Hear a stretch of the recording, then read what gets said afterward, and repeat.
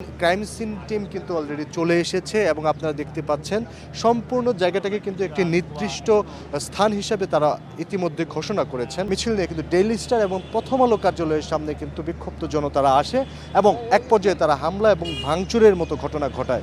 পরিশেষে কিন্তু তারা প্রথম আলো কার্যালয়ে কিন্তু তারা আগুন ধরিয়ে দেয় এবং আমরা যেমনটা দেখতে পাচ্ছি আপনারা হয়তো আপনারা দেখতে পাবেন ঠিক আমাদের সামনে যে পোড়া অংশটা দেখা যাচ্ছে এখানে কিন্তু নিচতলায় ছিল প্রথমা প্রকাশনী প্রথম আলো কার্যালয়ের, সেখানে যে বইপত্র ছিল এবং প্রথম আলো কার্যালয়ের ভেতরে যত নথিপত্র ছিল সেগুলো কিন্তু বের করে এনে তারা কিন্তু আগুন ধরিয়ে দেয়। আমরা যতটুকু আমরা জানতে পেরেছি। পরবর্তীতে ফায়ার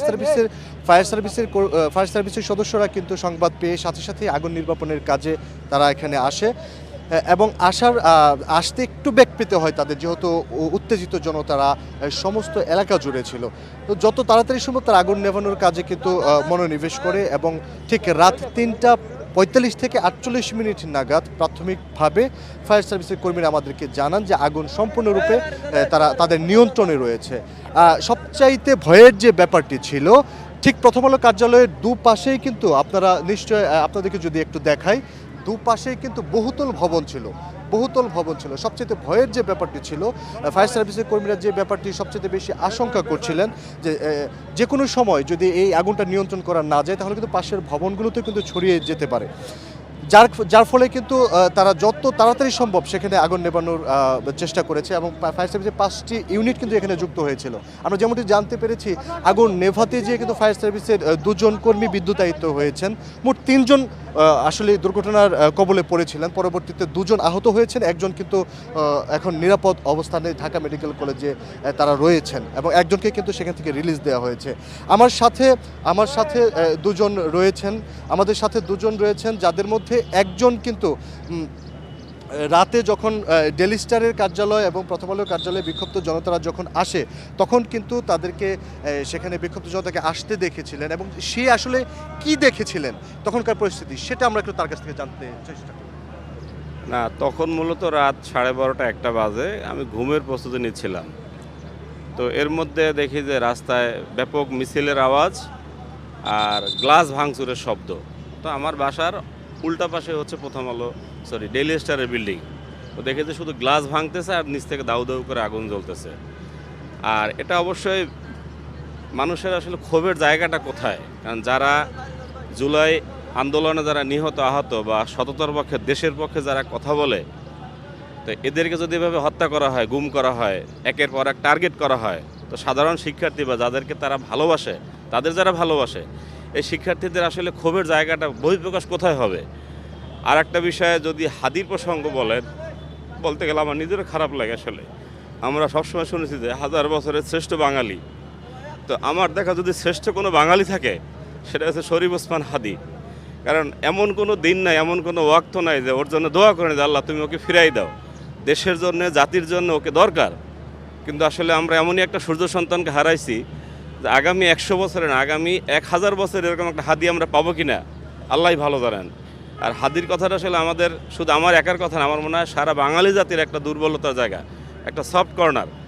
এই জন্য দোয়া করি পরবর্তী যেন আল্লাহ হাদিকে ভালো রাখে, জান্নাতুল ফেরদৌস দান করেন এবং আমাদের পরবর্তী যারা জুলাই যোদ্ধা আছে, যারা সম্মুখ সারির জুলাই যোদ্ধা, তো দেশের কাছে, সরকারের কাছে, আপামর জনসাধারণের কাছে একটাই অনুরোধ থাকবে, দেশের স্বাধীনতা সার্বভৌমত্বের ক্ষেত্রে এদেরকে যেন সুস্থভাবে রাজনীতি করতে দেওয়া হয়, এদেরকে যেন ভারতীয় আধিপত্যের বিরুদ্ধে মাথা উঁচু করে দাঁড়ানোর সুযোগ দেওয়া হয়, কোনো অবস্থা যেন এদেরকে দমায়ে রাখা না হয় বা এদের উপর কোনো আক্রমণ বা আঘাত না হয়। সেটা আইন শৃঙ্খলা রক্ষাকারী বাহিনী থেকে শুরু করে সরকার এবং বিভিন্ন ডিফেন্সের ঊর্ধ্বতন মহলকে একটা অনুরোধ থাকবে, জাতির এই সূর্য সন্তানদেরকে আপনারা বাঁচান, এটাই আমাদের চাওয়া, আর বেশি কিছু বলার নেই। যে দর্শক আপনারা নিশ্চয়ই শুনছিলেন উনি যেমনটি আসলে বলছিলেন যে একজন হাদির নিহত হওয়ার খবরেই কিন্তু মূলত ছাত্র জনতা তারা কিন্তু বিক্ষুব্ধ হয়ে উঠেছিল এবং এই বাংলাদেশে যাতে আর কোনো জুলাই যোদ্ধা যাতে নিহত না হয় বা এরকমভাবে আসলে শুধু জুলাই যোদ্ধা নয়, কেউ যাতে এইভাবে আসলে অপঘাতে তার প্রাণটা না দিতে হয় সে ব্যাপারে কিন্তু আইনশৃঙ্খলা বাহিনীর প্রতিও তারা অনুরোধ জানিয়েছেন। আমাদের সাথে আরও একজন রয়েছেন, আমরা তার সাথে একটু কথা বলবো, জানতে চাইবো যে ওসমান হাদিকে গুলি করে হত্যা করা এবং তার ক্ষোভের বহিঃপ্রকাশ হিসেবে প্রথম আলো কার্যালয়ে আগুন, এই ব্যাপারটাকে আপনি কিভাবে দেখছেন? আমি এই ব্যাপারটাকে সর্বপ্রথম বলবো যে ওসমান হাদি ভাই ইনকিলাব মঞ্চের মুখপাত্র, উনি গতকালকে আমাদের মাঝে থেকে আল্লাহর ডাকে সাড়া দিয়ে উনি শহীদ হয়েছেন সিঙ্গাপুরের মাটিতে। উনি আজকে দেশে আসবেন সন্ধ্যার দিকে, আগামীকালকে আমাদের বাংলাদেশে জানাজা হবে ইনশাল্লাহ।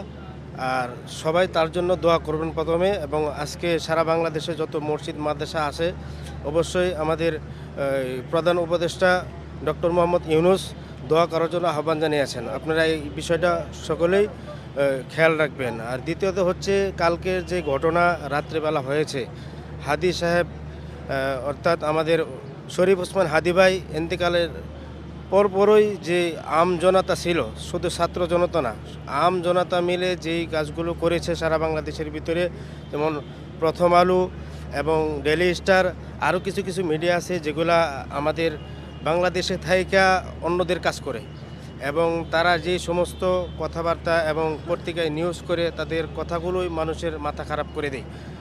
এই জন্যে আমজনতা খুব হয়ে গতকালকে প্রথম আলোকে ভাঙচুর করে এবং আগুন দেয়। এটা আমাদের জন্য খুব শোভনীয় বিষয়, এবং এই রকম যারা আছে প্রতিষ্ঠান চালাচ্ছে কিন্তু আমাদের বাংলাদেশে আছে, অন্য দেশের কাজ করছে, তাদের সকলকেই এই পরিণতি হবে ইনশাল্লাহ।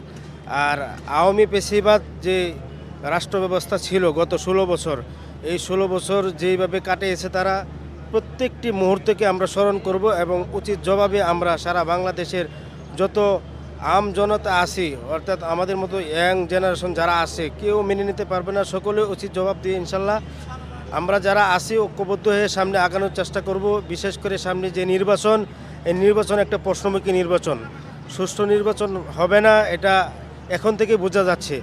আর গত কিছুদিন আগে যে যখন আমার হাদি ভাই গুলিবিদ্ধ হয়, এরপরে আপনার ওই নির্বাচন কমিশন যে একটা বক্তব্য দিয়েছেন, ওনার ঘটনা একটা বিচ্ছিন্ন ঘটনা, এটা আমরাকে তীব্র নিন্দা এবং প্রতিবাদ জানাই। আর ওনার এই বক্তব্যকে উদ্র করার জন্য আমরা আহ্বান জানাবো। যদি উদ্র করা না হয় তাহলে নির্বাচন কমিশনকে অবশ্যই পদত্যাগ করতে হবে নির্বাচনের আগেই ইনশাআল্লাহ। শুভেচ্ছা। আপনারা শুনছিলেন আসলে যে প্রত্যেকের মনেই কিন্তু এখনো ক্ষোভ রয়ে গেছে, যেহেতু গুলি করার পর হাদি অনেক দিন যাবতীয় চিকিৎসাধীন ছিলেন, কিন্তু শেষ পর্যন্ত তাকে আসলে আর বাঁচানো যায়নি। সবাই আসলে দোয়া করছিলেন যাতে হাদি শেষ মুহূর্তে হলেও যাতে আবার ফিরে আসেন, কারণ উনি সম্মুখ সারির একজন জুলাই যোদ্ধা ছিলেন। তিনি সাম্যের কথা বলতেন, তিনি সমতার কথা বলতেন, তিনি ন্যায্যতার কথা বলতেন। তিনি ভারতীয় আধিপত্যের বিরুদ্ধে সবচাইতে জোরালো কণ্ঠস্বর হিসেবেই পরিচিত ছিলেন, যার কারণে কিন্তু তার এরকম চলে যাওয়াটা আসলে বাঙালি জাতি বা বাংলার মানুষ আসলে মানতে পারছে না, জুলাই যোদ্ধারা আসলে মানতে পারছে না, বা জুলাই আন্দোলনে যারা শরিক ছিলেন তারা আসলে কেউই কিন্তু মানতে পারছে না। সমস্ত রাজনৈতিক দল কিন্তু এটা নিয়ে বিবৃতি দিচ্ছে, সবাই কিন্তু শোক প্রকাশ করছে। আসলে এরকম অল্প বয়সে এরকম একজন তরুণ নেতৃত্ব বাংলাদেশে হারাবে এমনটা হয়তো বা কেউই কখনো আশা করেনি, কিন্তু সবাইকে আসলে কাঁদিয়ে ভাগ্যের নির্মম পরিহাসকে মেনে নিয়ে হাদি কিন্তু গত রাত 9:45 সবাইকে কাঁদিয়ে চলে গিয়েছেন। আজকে হয়তো তাকে সিঙ্গাপুর থেকে দেশে নিয়ে আসা হবে, আজকে সন্ধ্যা নাগাদ হয়তো তিনি দেশে এসে পৌঁছাবেন। তো দেশে আসলে শোকের ছায়া নেমে এসেছে, সবাই আসলে ক্ষুব্ধ, বিক্ষুব্ধ, শোকগ্রস্ত, আমরা যেমনটি জানতে পেরেছি। তারই ধারাবাহিকতায় কিন্তু এই প্রথম আলোর কার্যালয় এবং ডেইলি স্টারের কার্যালয়ে আগুন ধরিয়ে দিয়েছিল বিক্ষুব্ধ জনতা। আমরা এখন যেমনটি দেখতে পাচ্ছি ক্রাইম সিন টিম কিন্তু অলরেডি চলে এসেছে, এবং আপনারা দেখতে পাচ্ছেন সম্পূর্ণ জায়গাটাকে কিন্তু একটি নির্দিষ্ট স্থান হিসাবে তারা ইতিমধ্যে ঘোষণা করেছেন, এবং এখান থেকে উৎসুক সমস্ত জনতাকে কিন্তু তারা বাইরে বের করে দিয়েছেন। হয়তো কিছুক্ষণের মধ্যেই সিআইডি এবং ক্রাইম সিনের টিম তারা হয়তো ভেতরে প্রবেশ করবে, কি পরিমাণ ক্ষয়ক্ষতি এখানে হয়েছে সেটা হয়তো তারা নিরূপণ করার চেষ্টা করবে। এবং আমরা যেমনটি দেখতে পাচ্ছি এখন কিন্তু আগুন সম্পূর্ণরূপে নিয়ন্ত্রণে, যে ধোঁয়ার কুণ্ডলী কিছুক্ষণ আগে আমরা দেখতে পাচ্ছিলাম সেটিও কিন্তু এখন সম্পূর্ণরূপে নিভে গিয়েছে, আমরা কিন্তু আর ধোঁয়াও লক্ষ্য করতে পারছি না। আশেপাশে বিল্ডিংগুলো নিরাপদে আছে, এবং কিছুক্ষণের মধ্যেই এখানে আনুষঙ্গিক যে কার্যক্রম রয়েছে ফায়ার সার্ভিস এবং সিভিল ডিফেন্সের সদস্যদের এবং ক্রাইম সিনের সদস্যদের, সিআইডি